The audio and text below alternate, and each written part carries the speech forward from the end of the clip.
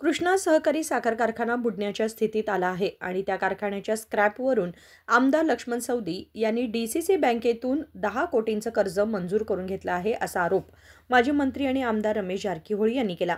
अथनी येथे झालेल्या भाजप कार्यकर्त्यांच्या सभेत बोलताना त्यांनी सांगितले की लक्ष्मण सवदी म्हणतात की त्यांनी डीसीसी बँकेतून 1 रुपया देखील घेतले नाही, पण प्रत्यक्षात कृष्णा साखर कारखान्याच्या स्क्रॅपवर त्यांनी कर्ज घेतलं होतं आणि त्या पैशावरच ही निवडणूक लढवत आहेत।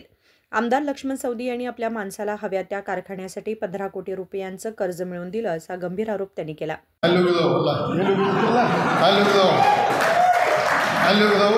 ದಯವಿಟ್ಟು ನಾವು ನೋಡ್ರಿ ಕೊಟ್ಟರಾಗ ಮಾತಾಡ್ಬೋದು, ನಾವು ಕೆಟ್ಟರಲ್ಲ। ನಮ್ಮ ದಯವಿಟ್ಟು ನಮ್ಮ ಮೇಲೆ ನಾವು ಹೊರಗಿನ ಎಲ್ಲ ನನ್ನ ಹಂಚಿಕೆ ಇದೆ, ಹೊರಗಿನ ಹೋಗ್ತಾವ ನಾವು ಅದ ರಮೇಶ್ ಕತ್ತಿ ಬಂದು ಮನ್ಯಾಗ ಕೂತು ನಡೀತೈತಿ, ಬೇರೆ ಬಂದು ಕೂತ್ಕೊಂಡು ಹೊರಗಿನ ನಾವು ನಾ ರಮೇಶ್ ಜಾಗರ್ ಒಬ್ಬ ಹೊರಗಿನ ಯಾಕಂದ್ರೆ ನನಗೆ ಗೂಟ್ ಗೊತ್ತೈತೆ ಅವಾಗ ಅದಕ್ಕೆ ದಯವಿಟ್ಟು ನಾವು ಯಾವುದೇ ಪರಿಸ್ಥಿತಿ ನಾವು ನಿಮ್ಮ ಕೈ ಬಿಡೋದಿಲ್ಲ। ಈ ಕೃಷ್ಣಾ ಫ್ಯಾಕ್ಟ್ರಿ ಗೆಲುವಾಕೋತು ಫಲಿತಾಂಶ ದೇವ್ರ ಇಚ್ಛಾ।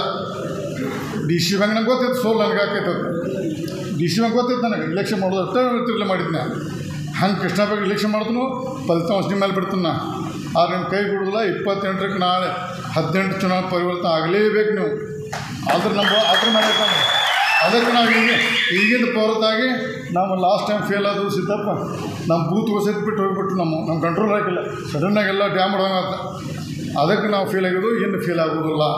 ಇನ್ನೂ 2 ವರ್ಷ ಟೈಮ್ ಐತೆ ನಾವು ಬಿ ಜೆ ಪಿಯಾಗೆ ಇರ್ತೀವಿ, ಮತ್ತು ನಾವು ಬಿ ಜೆ ಪಿಯಿಂದ ಕ್ಯಾಂಡಿಡೇಟ್ ಹಾಕು, ನಮಗೆ ಜಂಪ್ ಮಾಡೋಕ್ಕೆ ಹೋಗೋದಿಲ್ಲ, ಇಲ್ಲೇ ಮಾಡೋದು, ಇಲ್ಲೇ ಯುದ್ಧ ಮಾಡ್ತು, ಇಲ್ಲೇ ಮುಂದಿನ ಮತ್ತು ಅವ್ನು ಸೋಲ್ಸಿ ಶಪಥ ಮಾಡೋದು, ಸೋಲ್ಸಿಬಿಡು ನಿಮ್ಮದು ಇಚ್ಛಾ, ನನ್ನ ಶಕ್ತಿ ಅಲ್ಲ ಅದು ನಿಮ್ಮ ಶಕ್ತಿ, ನಾ ಬರೀ ಅಣ್ಣ ಒಟ್ಟ ನೀವು ಶಕ್ತಿ ಕೊಟ್ಟು ಸೋಲಿಸು ಗೆದ್ರೆ ಮಲೆ ಹಾಕು, ಇಷ್ಟೇ ನಮ್ಮ ದೇವ್ರ ಇಚ್ಛಾ।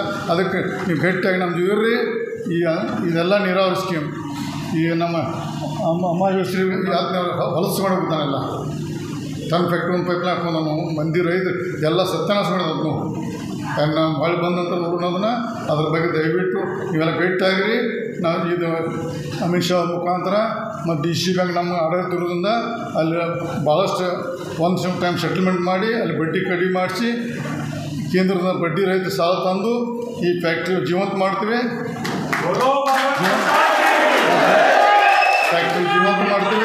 ಅದಕ್ಕೆ ದಯವಿಟ್ಟು ಈ ಫ್ಯಾಕ್ಟ್ರಿ ಫೈನಾನ್ಸ್ ಯಶ ಕೊಡ್ರಿ। ಈ ಗೆಲುವು ರೈತರಿಗೆ ಗೆಲುವು ಆಗ್ತೈತಿ, ನನ್ನ ಗೆಲುವಲ್ಲ। ಅದಕ್ಕೆ ದಯವಿಟ್ಟು ಎಲ್ಲರೂ ನಾಳಿಂದ ಇವತ್ತು ಮುಗಿತು ರಾತ್ರಿ, ನಾಳಿಂದ 26 ತಾರೀಕು ಹುಟ್ಟಿನ ದಿವಸ, ಅವತ್ತು ಇಲ್ಲ ಇವತ್ತೆಲ್ಲ 26 ಇನ್ನು ಬರುವ 4-5 ದಿವಸನಾಗ ನೀವೆಲ್ಲರೂ ಪ್ರತಿಯೊಬ್ಬರು ರೈತರು ವಿಚಾರ ಮಾಡ್ಕೊಂಡು ಚೆಂದಂಗೆ ಊಟ ಹಾಕ್ರಿ, ಅವ್ರು ಏನು ಕೊಡ್ತಾರೆ ತಗೋರಿ, ಅದು ನಿಮ್ಮ ರೊಕ್ಕ ಅದ, ಅವ್ರಿಗೆ ಹಾಕ್ಕೊಂಡ್ರಿ, ನಮ್ಗೆ ಊಟ ಹಾಕ್ರಿ, ಈ ಸ್ವಾಭಿಮಾನಗಳನ್ನ ಆರಿಸ್ಬಿಟ್ಟು ನೀವು ಆಶೀರ್ವಾದ ಹೇಳಿ ನಾಡ ಮಾಡ್ಬಿಡ್ತೀನಿ ಅಂತ ಹೇಳಿ। कृष्णा साखर कारखाना वाचवण्यासाठी तुम्हाला सुवर्ण संधी मिळाली आहे, कृपया स्वाभिमानी शेतकरी पॅनलची निवड करा अशी विनंती रमेश जारकीहोळी यांनी शेतकऱ्यांना केली। राजशेखर हिरेमठ, KMM मराठी, बेळगाव।